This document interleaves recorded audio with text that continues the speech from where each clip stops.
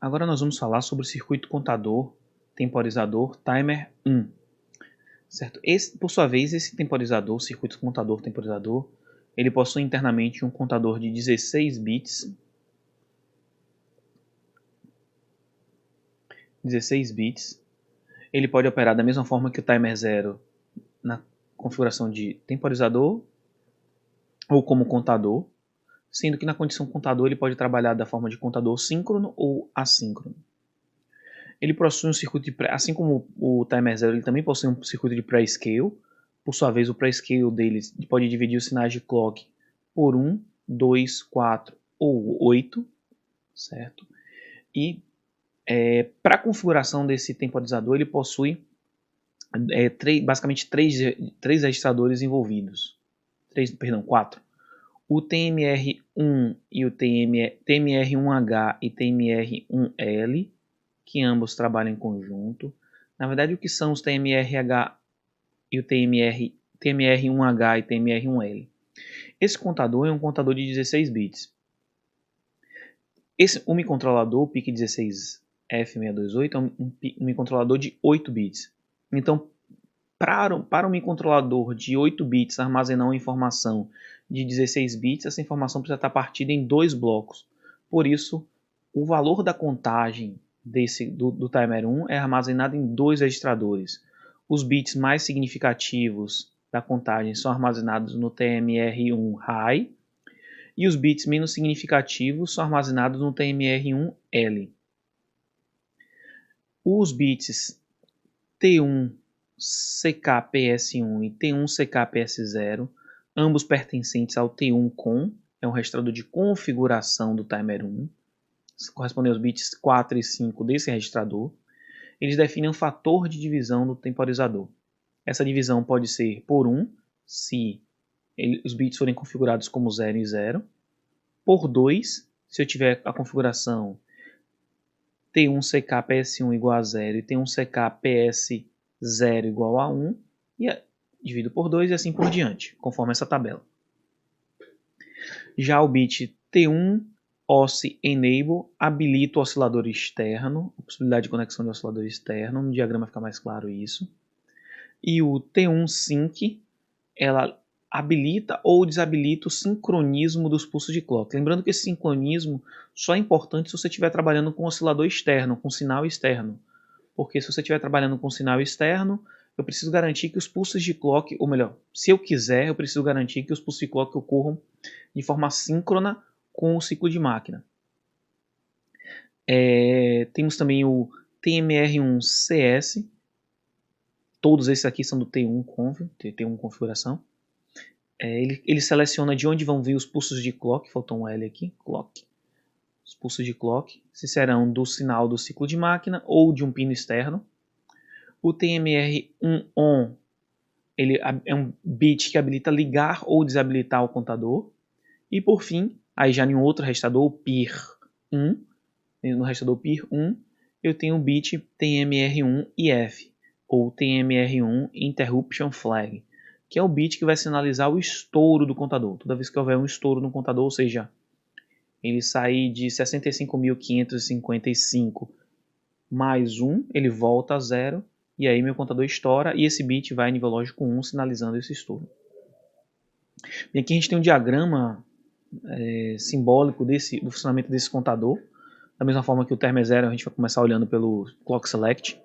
Então, o TMR1CS, se ele tiver configurado em nível lógico 0, os pulsos vêm do ciclo de máquina e se dirigem para o pré-scale.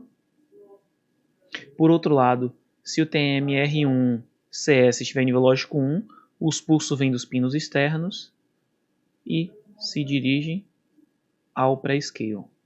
Ok?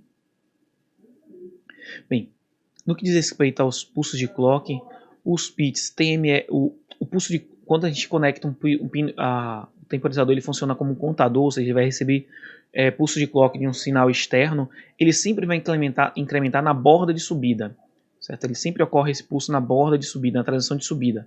Se o T1 Oscillator Enable estiver em nível lógico 1, os pulsos vêm da borda de subida pelo RB6, e se o T1 oscillator estiver em nível lógico 0, os pulsos vêm na borda de subida do RB7. Bem, independente da origem dos sinais, todos eles vão vir do pulso de clock ou do pino externo, todos eles vão passar pelo Prescale. Prescale vai dividir esses sinais por 1, 2, 4 ou 8. Saindo do Prescale, esse sinal pode vir, seguir esse caminho e se dirigir a esse MUX, ou passar pelo detector de sincronismo e chegar ao MUX. Certo? Então, o sinal que vai sair do MUX, ele será o sinal através do sincronismo ou direto, dependendo da configuração do bit T1 sync. Se o bit T1 sync for igual a 1, o sinal passa sem sincronismo. E se o bit T1 sync for igual a 0, o sinal passa após o sincronismo. Ignora essa linha aqui. Por fim, eu tenho aqui o T1 enable, que não ficou. O timer 1 enable. O bit timer 1 enable. Que é o TMR. Opa, a caneta falhou. TMR.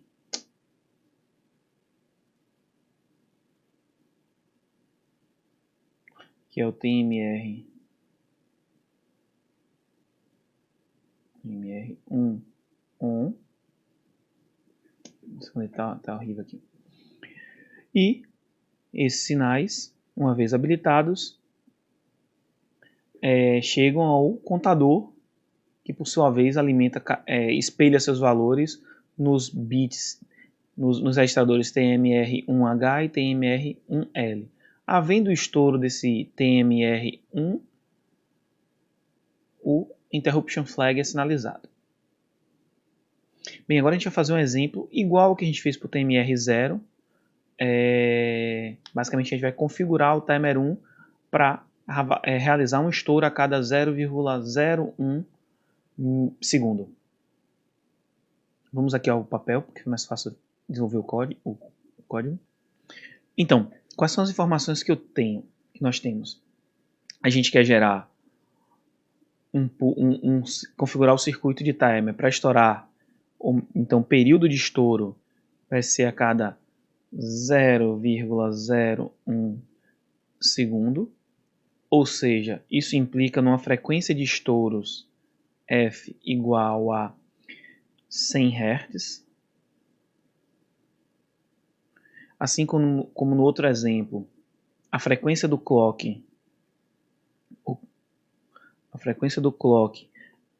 é de 1 MHz, certo? O que implica numa frequência do ciclo de máquina de 250 kHz.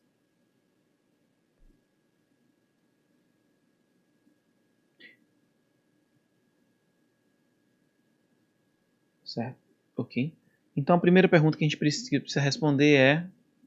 Então quais são as perguntas que a gente tem no nosso problema, na verdade? A gente precisa definir qual é o período do ciclo de máquina. Período do ciclo de máquina, T, o ciclo de máquina. A gente precisa definir como a gente vai carregar o int com, os bits do int com.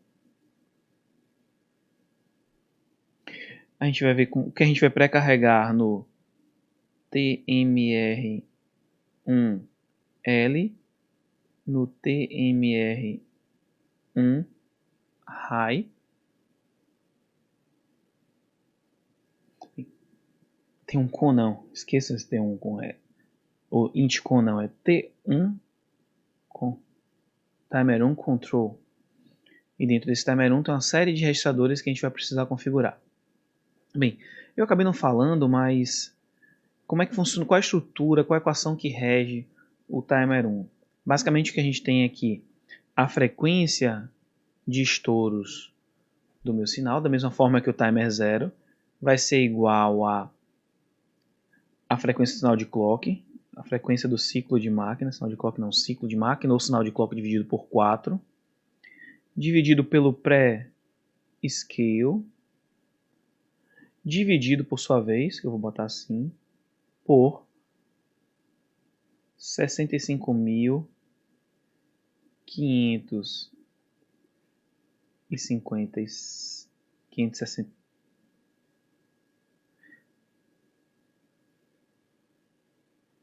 65.535, que é um 3, 65.535 menos o TMR1, o valor armazenado no TMR1. Lembrando que agora esse TMR1 aqui é a junção do TMR1 high e o TMR1 L, certo? É uma palavra de 16 bits que corresponde à junção dos TMRs 1 high e low. Ok? Então o que a gente quer é que essa frequência aqui dos pulsos de saída seja de 100 Hz. A frequência do ciclo de máquina é de 250 kHz. Então a gente precisa configurar o PS e o TMR1. Da mesma forma que nós fizemos para o timer 0, a gente vai definir um valor para o PS e ajustar o TMR1.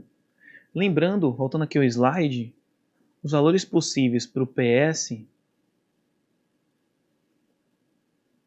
são 1, 2, 4 e 8. Posso dividir por 1, por 2, por 4 ou por 8.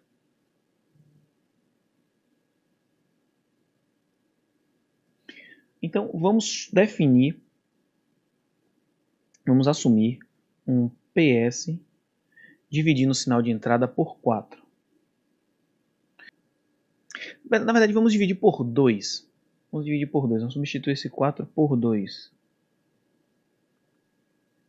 Porque aí dá um número inteiro.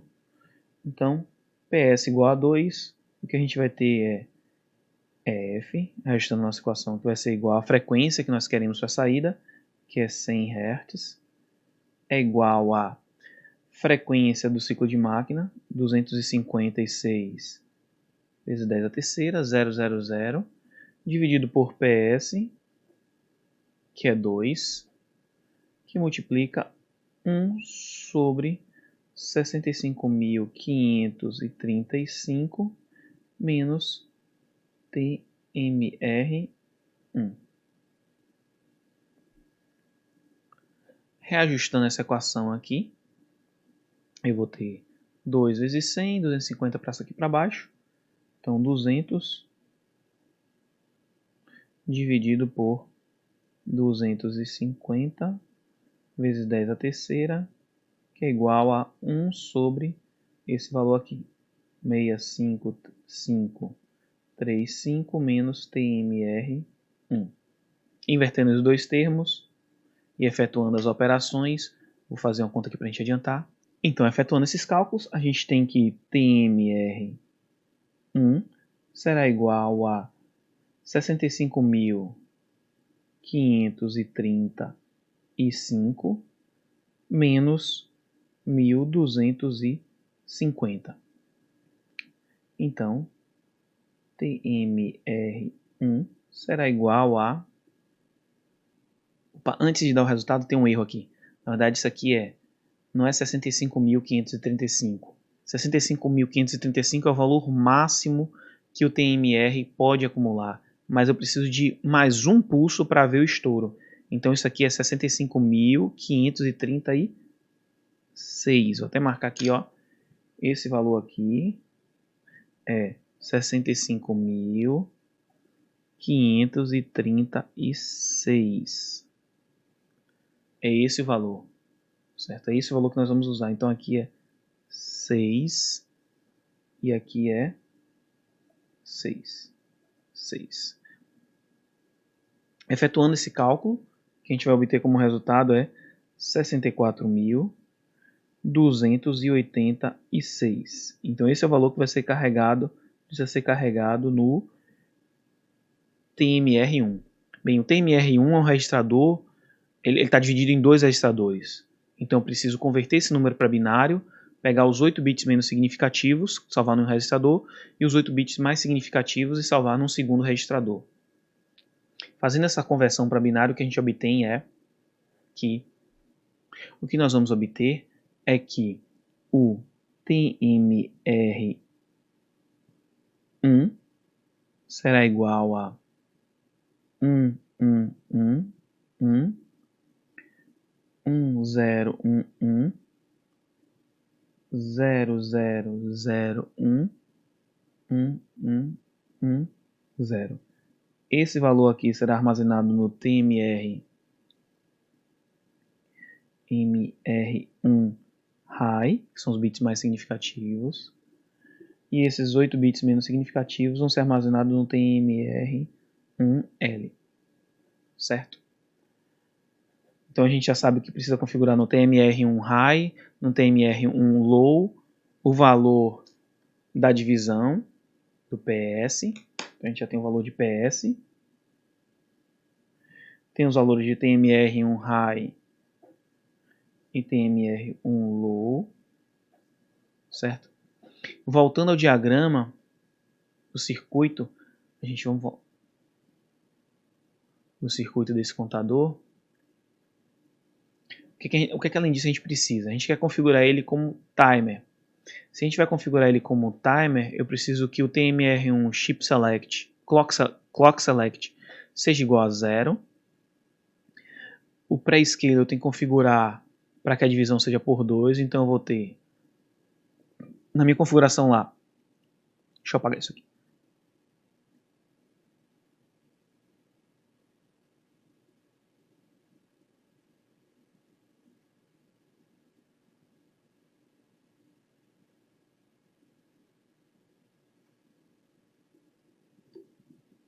Então, para que esse problema seja resolvido, eu tenho que o caminho dos pulsos de clock vai ser o clock, a origem vai ser o clock interno, então TMR1 clock select será igual a 0. Eu quero dividir meus pulsos por 2, então o T1 clock select será igual a 0 e o T1 CK PS1 vai ser igual a 0 e T1 CK PS0 será igual a 1. A gente não precisa se preocupar com sincronismo, na verdade a gente não vai, independente de fazer sincronismo ou não, o sinal vai estar sincronizado, porque a origem dos pulsos é o próprio ciclo de máquina, então tanto faz configurar o sync como 0 ou como 1, não fará diferença. E o timer TMR 1 será igual a 1. Ok? E essas são as configurações necessárias para que esse circuito funcione da maneira desejada. Agora a gente vai falar um pouquinho sobre o timer 2. Bem, o circuito de timer 2, por sua vez, é um circuito que só funciona como timer. Ele possui um contador de 8 bits. Também é utilizado para as operações de CP, comparação e captura.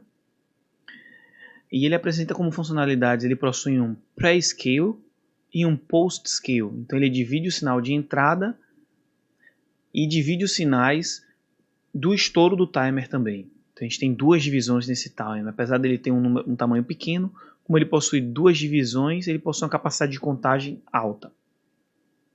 Bem, quais são os registradores envolvidos? Ele tem um TMR2, que é o registrador que acumula o valor da contagem do timer. Ele possui um registrador chamado PR2, que ele define o limite de contagem. Tem um TMR2 Interruption Flag, que é um bit do registrador PIR1, o bit 1 do registrador PIR1, que define o estouro do timer, ele indica o estouro do timer. E tem um registrador T2COM, que é o registrador de configuração do timer 2. Nesse registrador de configuração do timer 2 são encontrados os seguintes bits. Os bits TOUT PS2, TOUT PS3, TOUT PS2, TOUT PS1, TOUT PS0, que são os bits que configuram post-scale. tem os bits T2CKPS1 e T2CKPS0, que configuram pré-scale, e tem o bit TMR2ON, que liga ou desliga o contador, o timer. Então, no pré-scale, o pré-scale ele pode dividir por 1, 4, 16 e 32. Ou melhor, perdão, o TMR, o T2CKPS, ou pré-scale, ele pode dividir por 1, por 4 ou por 16, certo? Então, tanto faz o PS1 igual a 1 e se o PS1 igual a 1, independente do valor do PS0, ele vai dividir por 16. Então, só tem essas três possibilidades. Essas três possibilidades possíveis de divisão. Bem, já o post-scale, ele pode dividir o sinal de entrada por valores entre 1 e 16, em função da configuração dos bits Tout PS2 ao Tout PS0, conforme essa tabela. E agora a gente vai ver um diagrama de funcionamento desse timer. Então o diagrama dele é esse aqui, apresentado. Então eu venho com sinais de clock, ele não admite entrada de pulsos externos, e eu entro com sinal de clock. Tem um pré-scale, configurado segundo a tabela anterior, que pode dividir por 1, 4 ou 16. Os sinais, após a divisão pelo pré-scale, alimentam o timer 2, que vai contar de 00 até o valor definido em PR2, certo? Toda vez que o timer 2 atingir o valor definido em PR2, ele é resetado e o post-scale é incrementado, certo? Ele é incrementado.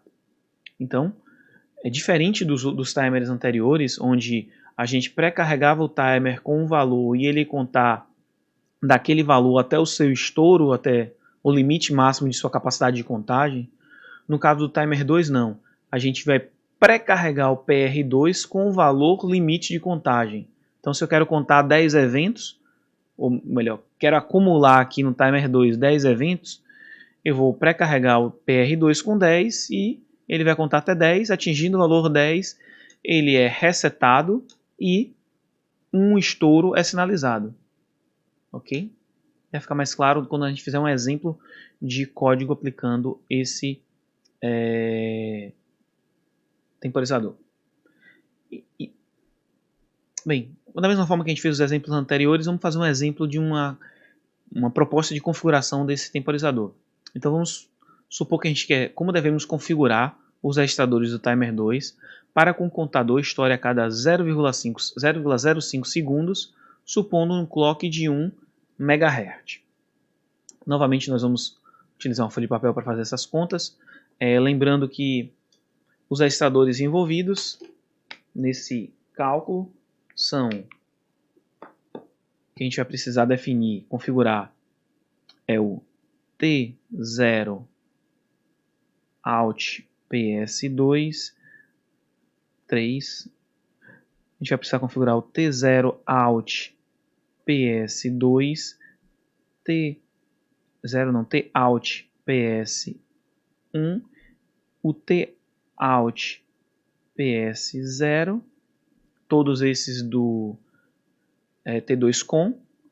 Também vamos precisar configurar o TMR2ON. Lógico que esse vai ser 1, porque a gente quer utilizar o contador, nós queremos que ele funcione.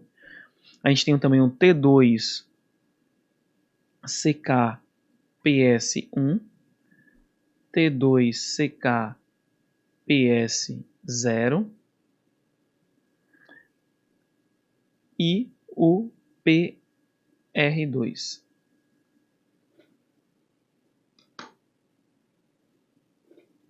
Então vamos lá.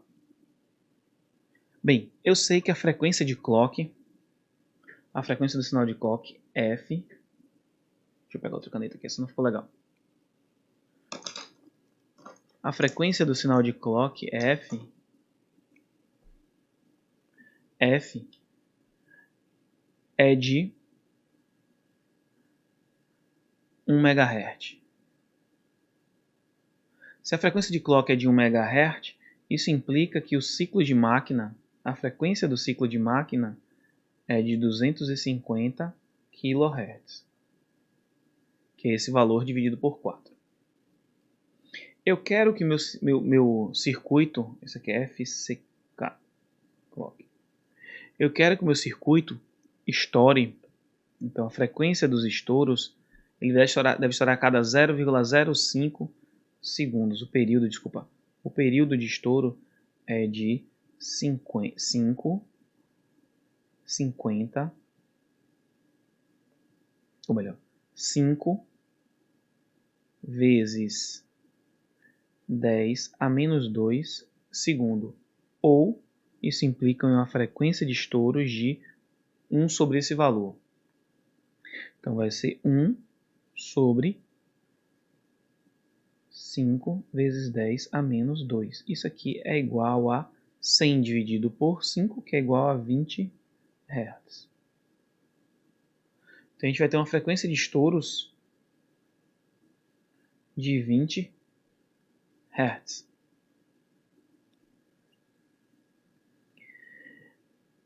Então eu preciso dividir esse sinal aqui, que é o sinal de entrada desse circuito aqui. Então vou ter um sinal de entrada aqui nesse circuito, a ação vai entrar aqui com a frequência de 250 kHz. E aqui ao final, na saída, eu quero ter uma frequência de 20 Hz. Preciso ter essa frequência de 20 Hz. Então, basicamente, no total, a gente precisa dividir, como eu ia dizendo, no total a gente precisa dividir o sinal de entrada, esse sinal de entrada aqui, por 12.500 vezes, para que a frequência final seja de 20 Hz. Então, vamos supor aqui, vamos inicialmente supor que a gente vai configurar o Prescale dividindo esse sinal por 4. Por que por 4? Porque eu sei que 250 dividido por 4 tem um número inteiro. Então, esse circuito aqui, todo, ele vai precisar dividir esse sinal de entrada por 12.500. Onde é que ele está fazendo a divisão? Ele pode dividir aqui, no Prescale, ele divide no Prescale, ele divide no valor acumulado no PR2 e ele divide também no Post-Scale. No Prescale, ele pode dividir por 1, 4 ou 16. No timer, no PR2, ele pode dividir por números entre 1 e 255. E no Post-Scale, eu posso dividir por números entre 1 e 16. Então, na verdade, o objetivo aqui, a dificuldade é encontrar a combinação entre essas divisões, de modo que eu tenha um resultado inteiro, que nem sempre é possível, como a gente já viu nos exemplos anteriores. Vamos tentar chegar a um resultado aproximado, porque eu já sei que não vai dar para chegar num resultado inteiro para esse valor. Então, a primeira coisa que eu vou fazer é, vou dividir no Prescale por 4. Vou dividir aqui por 4. Se eu dividir aqui no Prescale por 4, qual será a frequência de clock nesse ponto aqui? A frequência de clock aqui será de 62,5 kHz. 62,5 kHz. Bem, eu posso dividir o timer 2, mas aí eu tenho uma certa liberdade sobre o timer 2. Eu sei que eu vou dividir e dividir aqui depois. A ordem das divisões não altera o produto, então vou definir um valor de divisão aqui também. Então 62, ou melhor, 62.500. Eu posso definir um outro valor de divisão aqui. Vou supor um valor de divisão aqui de 16. Vou dividir aqui por 16. Então, indo ao papel, vamos ver o que é que a gente tem aqui.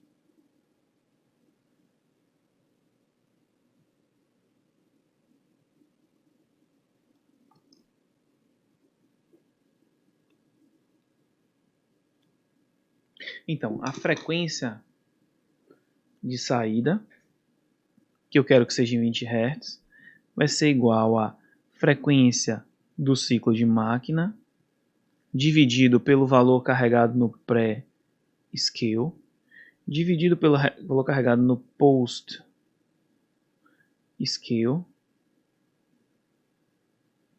dividido pelo valor armazenado no PR2. Então são 3 divisões. Bem, a do pré-scale, eu vou definir que será, como a gente pensou, que vai ser 4. A gente propôs que vai ser 4. Eu vou dividir por 4 aqui. Eu vou definir que eu vou dividir aqui por 16. Então, substituindo esses valores aqui, o que a gente tem é a frequência do ciclo de máquina, que é F, que é a frequência que nós desejamos, que é de 20 Hz, cadê? Ou melhor, cadê? 20 Hz, tá aqui. 20 Hz vai ser igual a frequência do ciclo de máquina dividido por 4. A frequência do ciclo de máquina é 250. Eu vou dividir 250 por 4 e depois por 16. Isso me dá o seguinte valor. Então, efetuando essas divisões, isso aqui é igual a 3.906,25. E esse valor vai ser dividido pelo valor armazenado no PR2. Então, quanto é que eu tenho que colocar nesse PR2?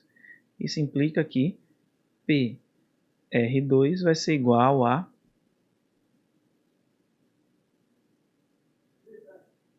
3.906,25 dividido por 20. PR2 será igual a... O PR2 será igual a 195,31. Lógico que o PR2 só admite valores inteiros, então vou ter que aproximar esse valor. Isso implica que o valor armazenado em PR2 será 195. Então vamos passar esse valor para a nossa tabela. Deixa eu ver se essa cor fica legal aqui. Acho que não é assim. Então, TM2 on, lógico, eu vou ligar o TMR2. TMR2 pré-scale, eu preciso configurar que eu vou dividir por 4. Se eu puser 00, eu divido por 1. Se eu puser 0, 1, eu divido por 4. Então aqui vai ser 0 e aqui será 1. Ok? No post scale, eu tenho 4 bits, vou dividir por números entre 1 e 16. Eu quero dividir por 16, então é o último valor, então todos os bits serão 1, 1, 1, igual a 1. E o valor carregado no PR2 será esse aqui, 195. Novamente, a gente não conseguiu uma divisão exata, então a frequência de saída não será exatamente 20 Hz. Então a gente poderia calcular para encontrar qual é a frequência, qual seria essa frequência. Eu vou fazer essa conta rapidinho aqui. Vou dar uma pausa e fazer a conta para dizer para vocês qual será a frequência de saída efetiva. Então, a frequência de saída efetiva vai ser 2.500 dividido por 4, que é o pré-scale, dividido por 195 e dividido pelo post scale, que a gente configurou em 16. Isso é igual a 20,03 Hz, que é um valor bem razoável mesmo. Então, apesar da gente não ter encontrado o valor exato para carregar o PR, a divisão não ter dado um valor exato, ter esse 0,31 aqui de erro, o resultado, essa imprecisão alterou pouco o resultado final da frequência. Bem, é isso. Vamos agora praticar um pouquinho no MPLAB.